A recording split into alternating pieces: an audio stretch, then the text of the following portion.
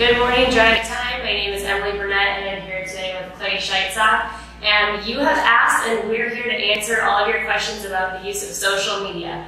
Today, we're going to go through the do's and don'ts of how to use social media platforms to increase your referral business. And Clay gets to be the good guy, so he's going to start with the do's. So, one, it's great to get to talk to you. It's my first foray in the YouTube experiment here, so I enjoyed it. But kind of first off, I just want to say, as the general counsel for the company, we want to make sure that the legal department is not always the department of no, We would like to say it's the department of no, K-N-O-W. So that's what this is about. So you see what I did there? I like that. So we're going to be the department of no today. And so we're going to talk about social media, and there's been a lot of requests from our sales folks to be able to use their social media outlets to promote the product that we're selling. And we've looked at it, and we're going to come through today with some ideas on how we do this. We're going to test this out. We're going to let you all run with this, and we're going to trust that you're going to do it in a good and faithful and wise manner. So we're going to give you some tips on how to do that today. So the first do is remember this is completely voluntary. You do not have to do this. You do not have to use your personal account to promote Drive Time or to promote the inventory of Drive Time. This is purely for those sales folks that have requested this and have said, hey, I really want to be able to put that Camaro convertible on my Facebook account and promote it to my friends. And historically we've said, no, you cannot do that. And now we're going to say, okay, look, with some basic guidelines in place, we're going to let you go and do that. Exactly. And John has talked with all of our top 3 advisors recently, and a lot of them are using these platforms to promote their business and increase their referral business as well. So our number one don't, along with using your own personal profile, is you cannot friend request any customers. Yeah, so I think the goal there, right, is that use your network. Now, as your network grows, that's fine, but don't go out and kind of solicit people that come in to be your friend on Facebook and those kinds of things.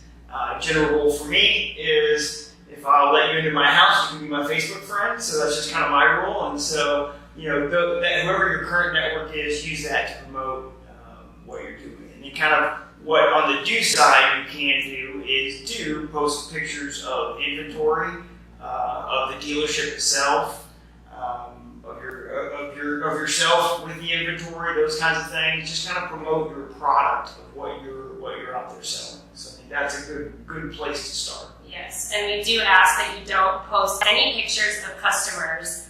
And if they're part of your network and you get permission by them, that's okay. You're not friend requesting or posting photos of any customer at this time. That's a good idea. The other do was do promote yourself and do promote your dealership. Say, hey, here we are. My boys down here at Garland Road. Here we are, Garland Road in Dallas. And here's the sweet yellow Camaro convertible we got out front. Perfectly appropriate to post on your social media site. And this is a good time to note that we ask that you don't create a specific Drive Time account.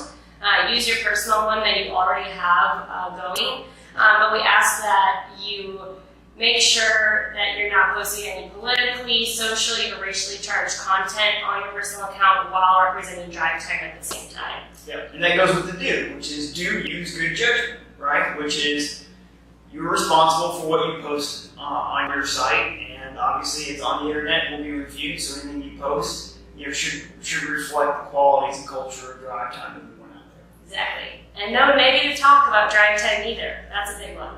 Oh yeah, who would do that? Who would do that anyway? I don't know. I just had to say it. Sounds like that came from the general counsel's office. I don't know. That's crazy. So, what other good do's do we have? My marketing brain here. Yes. Hashtags. Do use your hashtags. I'm hoping with our technology it's going right here. Do you use your hashtags? Genius car buyer. Hashtag genius car buyer. Hashtag genius way to buy a car.